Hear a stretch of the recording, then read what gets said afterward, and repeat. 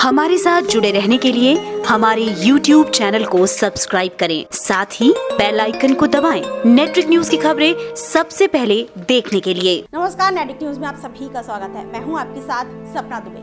8 फरवरी 1897 को जन्मे डॉक्टर जाकिर हुसैन एक ऐसी महान और मजबूत शख्सियत जिन्होंने भारत में शिक्षा के क्षेत्र में क्रांति लाने के मकसद से अपना अधिकांश जीवन शिक्षा को ही समर्पित कर दिया। साल 1954 में पद्म विभूषण और 1963 में भारत का सबसे बड़ा सम्मान भारत रत्न हासिल कर चुके हुसैन ने साल 1967 में देश के तीसरे राष्ट्रपति बनने के साथ ही पहले मुस्लिम राष्ट्रपति बनकर इतिहास के पन्नों में अपना नाम सुनहरे अक्षरों में दर्ज करा लिया। लेकिन एक शिक्षक से लेकर राष्ट्रपति बनने तक का सफर डॉक्टर हुसैन के लिए कांटों पर चलने के समान रहा था।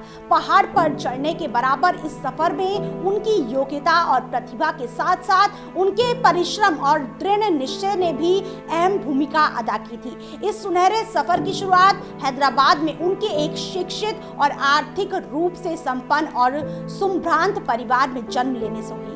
जन्म के बाद ही हुसैन के माता पिता उन्हें सह परिवार उत्तर प्रदेश में लाकर बस गए। 7 भाइयों में से एक भाई जाकिर बचपन से ही अनुशासन प्रिय व्यक्तित्व के धनी रहे हैं। स्वभाव से सरल और विनम्र जाकिर को शिक्षा के प्रति लगाव अपने पिता फिदा हुसैन खान से विरासत में मिला था, जिस लगाव के चलते जाकिर भारत में शिक्षा को एक अलग ही स्तर पर लेकर जाने में कामयाब रहे। पत्थरों से भरी ये राह शुरुआत में ही उनके लिए दुखदायी साबित हुई। महज 10 वर्ष की आयु में उनके सर से पिता का साया छिन जाने के 3 साल बाद ही साल 1911 में उनकी माता नाजनीन बेगम भी प्लेग नाम की बीमारी के चलते चल बसी। बावजूद इसके हुसैन के मजबूत इरादों ने उन्हें कभी हार नहीं मानने दी और माता पिता के नक्शे कदमों पर चलते हुए उन्होंने अपनी पढ़ाई जारी रखी और प्रारंभिक शिक्षा इटावा के इस्लामिया हाई स्कूल से हासिल करने के बाद एंग्लो मुस्लिम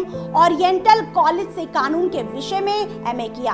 भारत में शिक्षा को एक अलग मुकाम पर देखने के अपने सपने को हकीकत में बदलने की शुरुआत जाकिर ने वर्ष 1920 में कुछ छात्रों और शिक्षकों के एक छोटे समूह का नेतृत्व करके की, जिसके बाद उन्होंने उसी साल अक्टूबर में अलीगढ़ शहर में राष्ट्रीय मुस्लिम विश्वविद्यालय की स्थापना की, जिसे 5 साल बाद करोल बाग में स्थानांतरित करने के बाद साल 1935 में उन्होंने अंत में नई दिल्ली के जामिया नगर में स्थानांतरित कर दिया, जिसके फलस्वरूप इसे जामिया मिलिया विश्वविद्यालय के रूप में पुनः नाम दिया गया। साल 1920 से 1922 तक उस समय में जाकिर ने इसी विश्वविद्यालय में एक शिक्षक की भी अहम भूमिका निभाई, जिसके बाद प्रतिभाशाली छात्र हुसैन की शिक्षा में गहरी रुचि फिर से लागू होने पर वो साल 1926 में बर्लिन के फ्रेडरिक विलियम यूनिवर्सिटी में अर्थशास्त्र के विषय में पीएचडी हासिल करने के लिए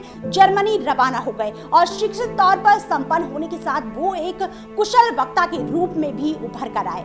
जर्मनी से जाकिर सबसे महान उर्दू कवि मिर्जा असदुल्लाह खान गालिब के सर्वश्रेष्ठ कार्यों के संग्रह के साथ आए थे। वहां से लौटने के बाद उन्होंने अपना पूरा समय जामिया विश्वविद्यालय के सुधार और विकास को ही दिया, जो उस समय बंद होने की कगार पर था। लेकिन जाकिर हुसैन के आशावादी व्यक्तित्व ने ऐसा होने से बचाने के लिए जामिया का पूर्ण संचालन का भार अपने कंधों पर अगले 20 वर्षों तक उठा लिया।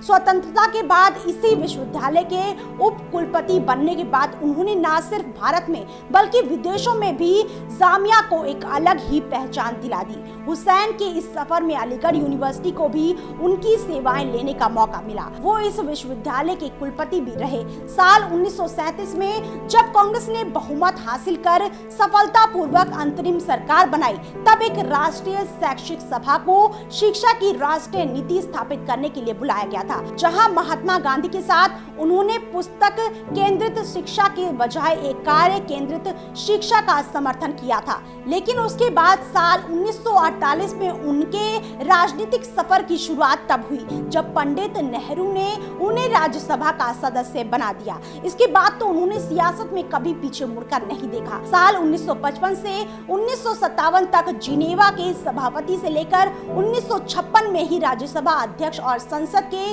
सदस्य बनने वाले जाकिर हुसैन ने साल 1957 में बिहार के गवर्नर नियुक्त होने के लिए राज्यसभा की सदस्यता तक भी त्याग दी। साल 1962 में उन्हें उपराष्ट्रपति बनने की अवसर मिलने के साथ ही उन्होंने देश के हित में कार्य करने को सर्वोप्रिय रखा। जिसके बाद 13 मई साल 1967 का वो ऐतिहासिक दिन था जब इंदिरा गांधी की सरकार में उन्होंने देश के पहले मुस्लिम राष्ट्रपति बनकर इतिहास रच दिया।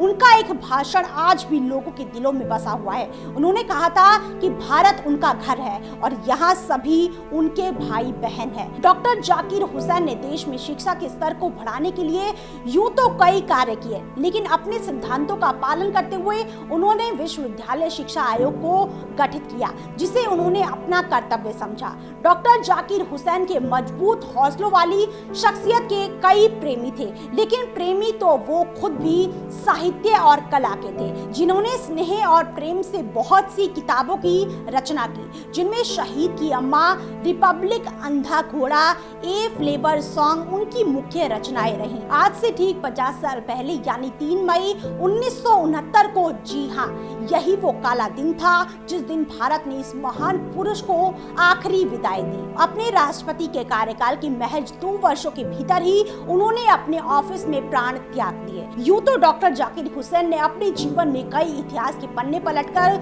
सुनहरे अक्षरों में नए नए कीर्तिमान लिख डाले थे, लेकिन ऑफिस में दम तोड़ने वाले भारत के पहले राष्ट्रपति बनकर उनकी आखिरी सांसों ने भी इतिहास में नाम दर्ज करा डाला।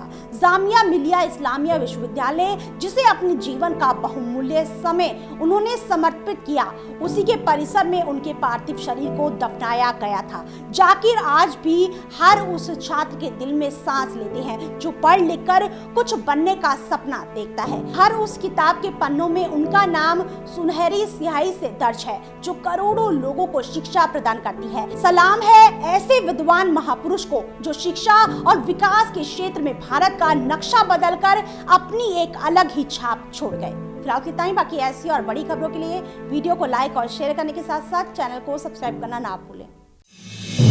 आप देख रहे हैं नेट्रिक न्यूज, साहस सच कहने का।